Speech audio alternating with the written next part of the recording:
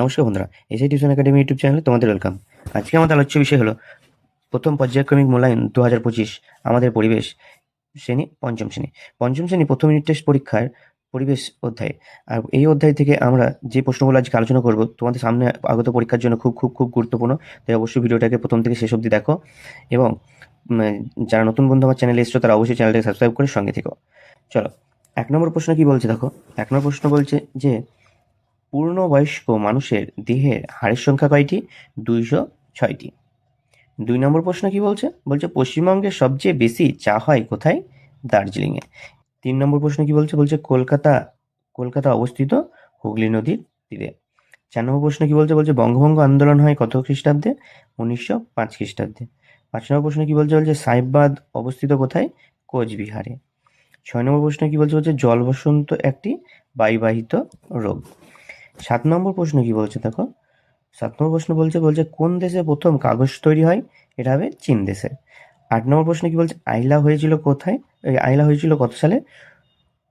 2009 সালে। আইলা ঝড়টি হয়েছিল 2009 সালে। 9 নম্বর প্রশ্ন কি বলছে? বলছে সুন্দরবনের নদীগুলি সাধারণত বঙ্গোপসাগরে এসে পড়েছে।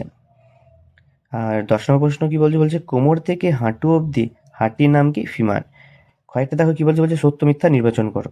1 নম্বর প্রশ্ন কি বলছে? বলছে ইউরিয়া একটি জৈব সার। না, ইউরিয়া একটি কি হবে? জৈব সার। সত্য না মিথ্যা? এটা হবে মিথ্যা।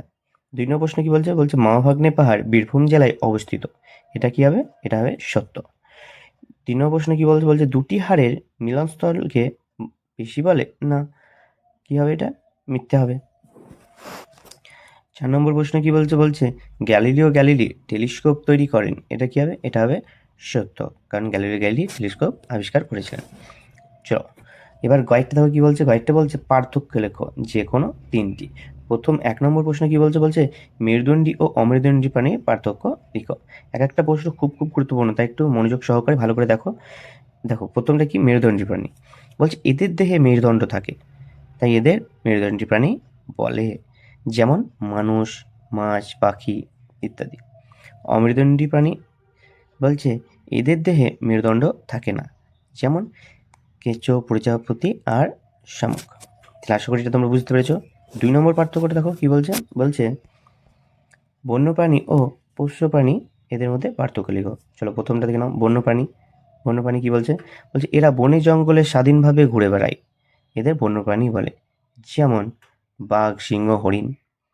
2 নম্বর দেখো পোষ্য প্রাণী, এরা মানুষের তত্ত্বাবধানে থাকে এবং মানুষের দ্বারা পালিত হয়, এদের পোষ্য প্রাণী বলে। যেমন গরু, ছাগল, কুকুর ইত্যাদি। 3 নম্বর পার্থক্যটা কি বলছে দেখো। বলছে পর্বত ও পাহাড়ের মধ্যে পার্থক্য। প্রথমটা কি দেখো, পর্বত। বলছে পর্বতের উচ্চতা পাহাড়ের তুলনায় অনেক বেশি হয়, পর্বতের চূড়া বরফে ঢাকাও থাকতে পারে। 2 নম্বর দেখো পাহাড়। পাহাড়ের উচ্চতা পর্বতের তুলনায় কম হয়, পাহাড়ের চূড়া সাধারণত বরফে ঢাকা থাকে না। ঘয়েরটা দেখো কি বলছে। নিম্নলিখিত প্রশ্নগুলি যথাযথ উত্তর দাও, যে কোনো 5টি। চলো, 1 নম্বর প্রশ্নটা দেখে নাও কি বলছে। 1 নম্বর প্রশ্ন হলো জৈব সার কি ও উদাহরণ দাও। চলো, জৈব সার কি দেখে নাও। বলছে জৈব সার হলো প্রাকৃতিকভাবে তৈরি সার, উদ্ভিদ ও প্রাণীর বর্জ্য পদার্থ থেকে তৈরি হয়। এটি মাটির উর্বরতা বৃদ্ধি করে এবং পরিবেশের জন্য ক্ষতিকর নয়। উদাহরণ হলো যেমন গোবর সার, কেঁচো সার আর কম্পোস্ট সার। 2 নম্বর প্রশ্ন কি বলছে? বলছে মানবদেহে পেশি দুটির কাজ লেখো। উত্তর কি? পেশি দুটির কাজ হলো অঙ্গ প্রত্যঙ্গ সঞ্চালন করা। 2 নম্বর হলো শরীরের কাঠামো বজায় রাখা। 3 নম্বর প্রশ্ন কি বলছে দেখো। 3 নম্বর প্রশ্ন কি বলছে? বলছে আমার সোনার বাংলা গানটি কে কত সালে লেখেন? উত্তর হলো আমার সোনার বাংলা গানটি রবীন্দ্রনাথ ঠাকুর 1905 সালে লেখেন। 4 নম্বর প্রশ্ন কি বলছে দেখো। বলছে আসানসোলের অবস্থান পরিচিতি লেখো। উত্তর কি দেখো। উত্তর বলছে আসানসোল পশ্চিমবঙ্গের পশ্চিম বর্ধমান জেলায় অবস্থিত। এটি একটি শিল্প শহর।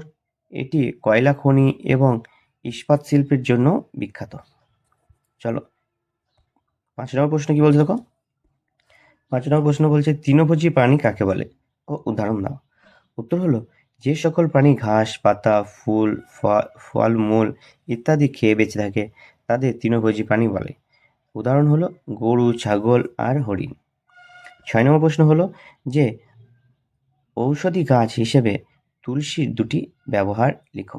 উত্তর হলো ঔষধি গাছ হিসেবে তুলসীর দুটি ব্যবহার হলো, এক হলো সর্দি কাশি ও জ্বরের উপশম করতে সাহায্য করে।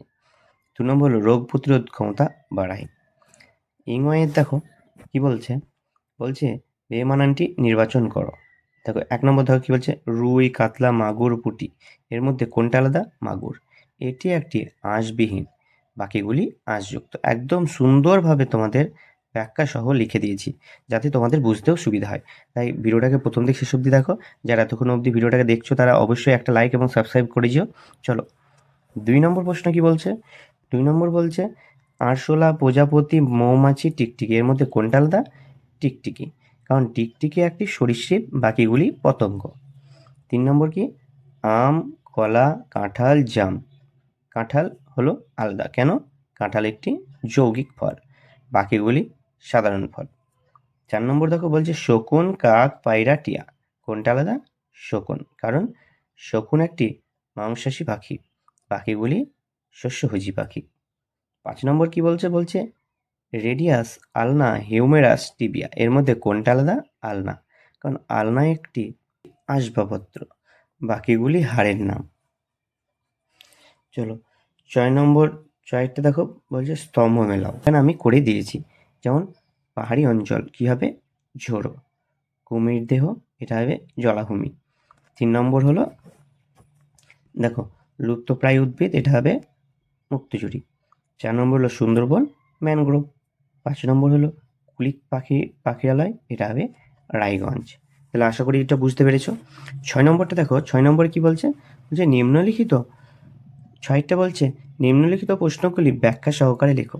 যে কোনো দুটি করতে বলেছে, আমি এখানে 4-5টা প্রশ্নের উদাহরণ হিসেবে তোমাদেরকে দিয়ে রেখেছি। এক একটা প্রশ্ন খুব খুব ইম্পর্টেন্ট, তাই ভালো করে মনোযোগ সহকারে দেখে নাও। বলছে একের একটা দেখো, বলছে চামড়াকে শরীরে বর্ম বলে কেন? উত্তরে কি বলছে দেখো, চামড়া আমাদের শরীরকে বিভিন্ন ক্ষতিকর পদার্থ, জীবাণু ও সূর্যের ক্ষতিকর রশ্মি থেকে রক্ষা করে। এটি আমাদের শরীরের তাপমাত্রা নিয়ন্ত্রণ করে এবং আঘাত থেকে রক্ষা করে, তাই চামড়াকে শরীরের বর্ম বলে। বিয়েরটা দেখো, বলছে মেলানিন কি, এর কাজ কি? খুব খুব গুরুত্বপূর্ণ প্রশ্ন এটাও প্রত্যেকটা। বলছে উত্তর হলো মেলানিন হলো এক ধরনের রঞ্জন পদার্থ, যা ত্বক, চুল এবং চোখের রং নির্ধারণ করে। এর প্রধান কাজ হলো সূর্যের ক্ষতিকর অতিবেগুনি রশ্মি থেকে আমাদের শরীরকে রক্ষা করা। এবার দেখো 2-1 প্রশ্নটা কি বলছে দেখো, বলছে যে বীজতলা ও বীজধান বলতে কি বোঝো? উত্তর হলো বীজতলা হলো নির্দিষ্ট স্থান থেকে চারা গাছ তৈরি করার জন্য বীজ রোপণ করা, আর বীজদান হলো ধানের বীজ যা চাষের জন্য ব্যবহার করা হয়। বিয়েরটা দেখো, বলছে ধাপ চাষ কাকে বলে? উত্তর হলো পাহাড়ি অঞ্চলে জমিকে সিঁড়ির মতো করে চাষ করা হয়, এই পদ্ধতিকে বলা হয় ধাপ চাষ। এটি মাটির ক্ষয়রোধ করে এবং জল ধরে রাখতে সাহায্য করে। তো ভিডিওটা কেমন লাগলো অবশ্যই কমেন্ট করে জানিও। যারা এতক্ষণ অবধি ভিডিওটা দেখলে তারা অবশ্যই একটা লাইক এবং সাবস্ক্রাইব করে দিও।